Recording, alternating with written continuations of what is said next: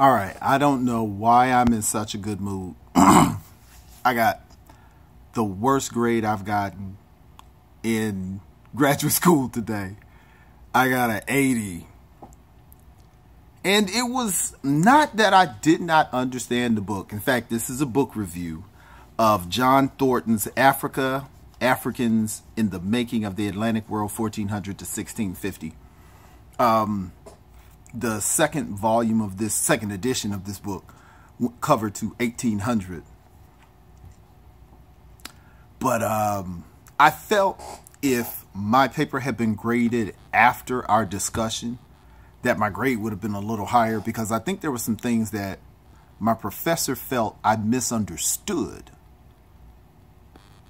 that I disagreed with. So if there were statements saying the shirt is black and you didn't mean the shirt is black, and I said the shirt's not black, well, now we're going over the interpretation of, well, he didn't mean black in the sense of black, but the shirt is depressing. Okay, well, what he said was the shirt is black. So either the book is not well written, or he meant the shirt was black. Just, you know, to give like a example. But it was a pretty spirited debate. I think that this particular professor appreciates the fact that I don't argue emotion, that I argue facts and reference. And like I said, I think the grade would be higher. I'm going to, the assignment is that I have to do 9 book reviews out of 12. So what my goal is, because I got an 80 and your boy can't have an 80. Actually, I thought he was I don't know why I'm using this time for talking about the class. Anyway, I'm going to do all 12 book reviews, and instead of not doing 3, try to get the highest grade. So I'm going to do a review on all the books unless I run out of time during the semester, which I shouldn't. So John Thornton, Africa and the Africans in the Making of the Atlantic World, 1400 to 1650. It is the goal of John Thornton, who is a scholar of Africa. He's taught in Africa. And his goal of this book was to contradict some of what he felt was misrepresentations of the state and status of Africa in history as to where it relates to European trade and the slave trade. Whereas historically there is scholarship that represents Africa as being a victim specifically between 1400 and 1650, because this changes with King Leopold II and other colonizations of Africa. This is before that stuff started happening. So particularly within this time, that Africa was a victim of European colonization. And in this time frame, there is historical proof that says it wasn't. And that Africa willingly was a part in transatlantic history in the slave trade. The slaves, number one, transatlantic history came about in 1419 when the Portuguese first began to explore Western Africa. And it was through that communication that the slave trade actually began. And it came from prisoners of war, because there was a lot of wars going on in Africa. Excuse me. And they would sell the prisoners for labor. And there was a major difference between Africa and Europeans. Europeans saw the value of wealth in land, where Africans saw the value of wealth in people. However many people you had under your charge bolstered your value. The land that belonged to God. That was, you don't own land. Everybody can access land. That was the thought frame there. And in this book, he wanted to dispel the rumors of African culture being stripped. Not only was Africa being misrepresented as a weak nation or a weak continent or a weak economic power, it was the people coming from there was represented as weak in his eyes, meaning that the culture was stripped by way of the Middle Passage and by way of slavery. And his point was that no, Africa was in such a strong economic position that it was not dependent upon European economics or trade. So the trade that they did on any level with Europeans was therefore willing. As far as the Middle Passage, this was his point.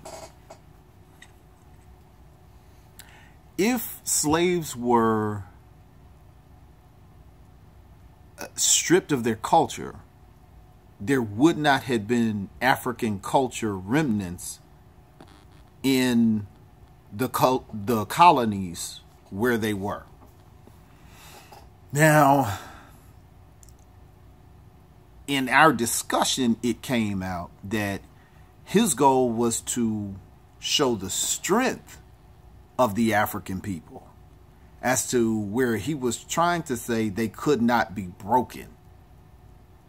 And even though they tried to get them through the, tried to take their culture through the Middle Passage and through slavery and through all these things, that they were so resilient that the slaves were not weak people. The African economy was not weak. They were not mere victims to the over-intelligent Europeans. That was his intention by way of my instructor. And he said the first time he read it similar to how I did the first time. How I read it was, it seemed like a very apologetic or excusing of imperialistic cruelty, as to where when he said, yeah, they went through the Middle Passage, but it didn't cause any permanent psychological damage, and that the people recovered and they maintained their culture and community. And I just had a lot of problems with it, because in which I can accept the perspective in which he gave it. He's a quality professor. Definitely knew that if he gave the book, it was a good reason. But on its face, there was more that could be misconstrued as apologetic history than substantial representation of a strong Africa and a strong African. So I recommend the book just to read it, to see if you get that clarity from what I've said, because it can really seem as though where he was saying that no matter how bad slavery was, communities formed, children were raised, and they made self-sustaining communities. And I'm going, how could they make a self-sustaining community when they didn't own anything? And the correction which was on my paper was saying that he meant that it was a cultural and social self-sustaining, not economic. Which, okay, and I felt that he maintained a lack of sensitivity toward slavery, but the correction that I received was that I misunderstood his position.